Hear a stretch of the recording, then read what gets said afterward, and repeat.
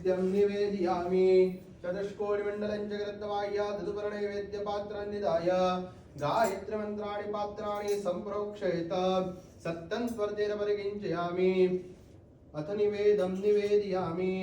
नाभ्या आसीदन्तरिक्षग्ं श्रीकृष्णवृद्योः समवर्तत वर्व्यामुमृदिशः श्रोत्रा तथा लोकाणकल्पण्डग्रास्मुद्रायां प्रदर्शयेत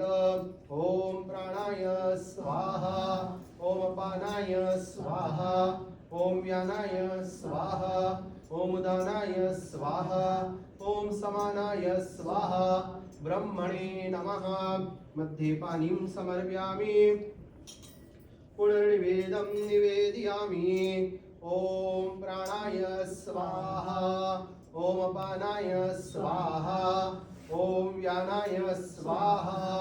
ॐ उदानाय स्वाहा ॐ समानाय स्वाहा।